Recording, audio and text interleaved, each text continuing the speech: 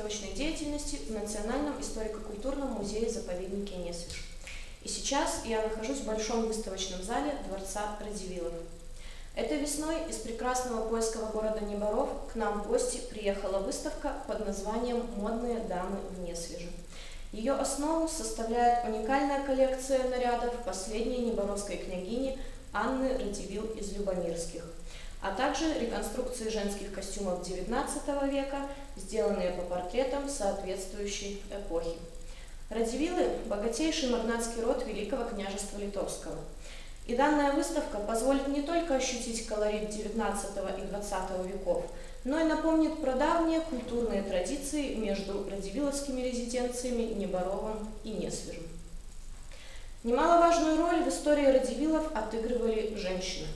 А женщины, как известно, большие почитательницы моды. Во все времена они следили за модными тенденциями и одевались в духе времени. Но мода, как известно, не стоит на месте. Прекрасные представительницы рода Радзивиллов от нее не отставали. И сегодня все мы в той или иной степени интересуемся модой. Но эта тема настолько обширна, что, не зная истоков, в ней очень сложно разобраться.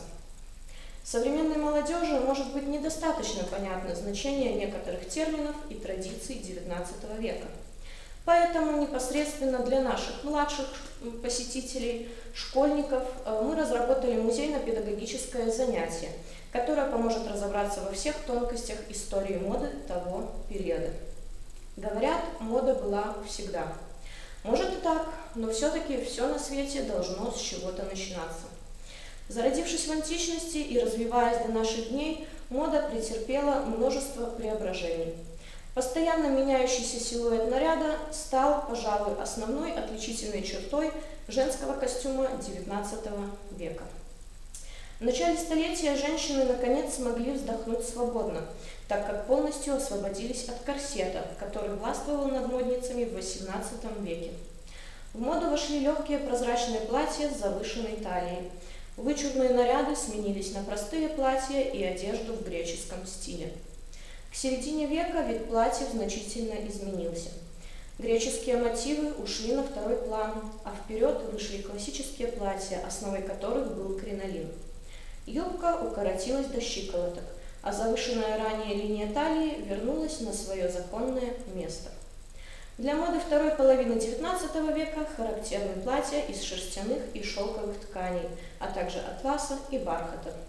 Юбки продолжали оставаться объемными сзади, однако заметно уплощились спереди. Подобный силуэт достигался с помощью такого элемента нижней одежды, как турнюр. Талия, сжатая корсетом с подложенным сзади турнюром, формировала S-образный силуэт. Мода не стоит на месте, она все время развивается, изменяется и преображается. И чтобы правильно ей следовать, необходимо знать, с чего же все начиналось. На нашем занятии мы с учениками совершим увлекательное путешествие в мир моды XIX века и проследим за модными тенденциями того времени. В ходе занятия мы познакомимся с особенностями и основными элементами платьев, такими как турнюр, корсет и кринолин, а также попробуем в правильном порядке собрать из этих элементов красивые наряды. Узнаем, сколько же платьев должна была иметь состоятельная дама и сколько раз на день ей приходилось переодеваться.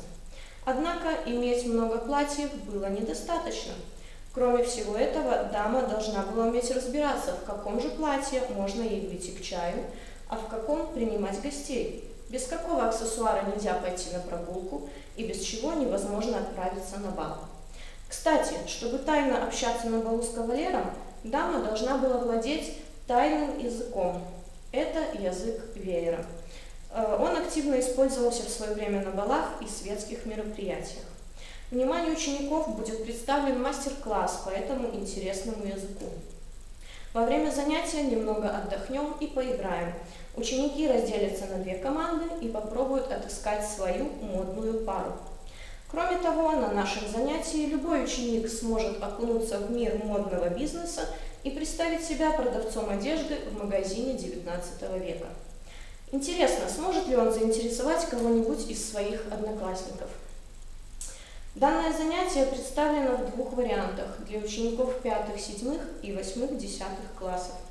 При его разработке использовались различные материалы по истории моды и повседневности. Занятие призвано развивать у учеников интерес к истории культуры и повседневной жизни и способствовать развитию мышления, творческой фантазии и интереса к выставке. Будем рады видеть вас на нашем занятии. Спасибо за внимание.